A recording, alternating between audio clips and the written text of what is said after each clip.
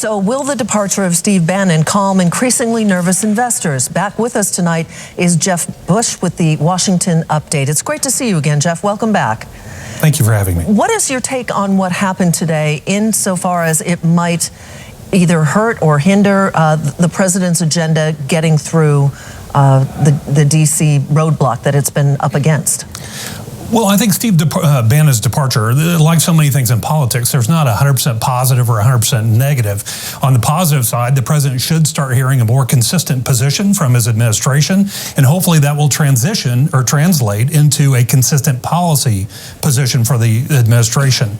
On the other side of the coin, though, nothing about Steve Bannon's departure changes Donald Trump's core beliefs. And if you're a Democrat or even some moderate Republicans, that's what you're really focused on right now, is Donald Trump's core beliefs. Now, from a market perspective, I think this is net more positive than negative, but not a huge issue, really.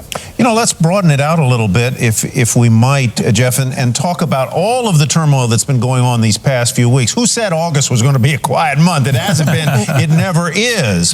But right. I wonder whether all of the turmoil could possibly cause the factions in the GOP on Capitol Hill and inside the White House to really focus with laser-like intensity on getting something done.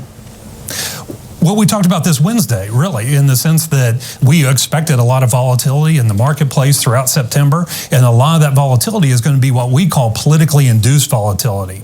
And so we anticipate more of that throughout this year. Will it bring laser focus to what they're doing? I certainly hope so. There aren't enough legislative days in September to really deal with the big issues that need to be dealt with, the budget being one, and certainly the raising of the debt ceiling. Speaking of which, that was one thing that you mentioned on Wednesday that could probably concerns you more than some of the other issues that we discussed that evening. Does Mr. Bannon's departure, do you think, help or hurt Washington's ability to raise that debt ceiling or to meet the deadline? You know, I don't think it has a huge impact. I really don't. I think legislative infighting within the Republican Party, not unlike what we saw throughout the Affordable Care Act repeal and replace discussion, is going to have much more impact on that issue. So, as we turn the corner after Labor Day into the real work, what are the three things that you're going to be watching closest for progress?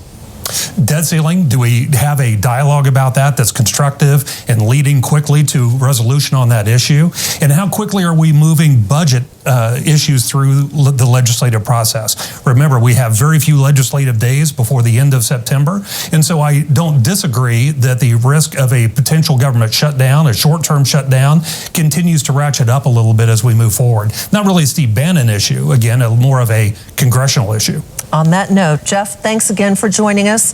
Have a great weekend. Thank you. You too. Jeff Bush with the Washington Update.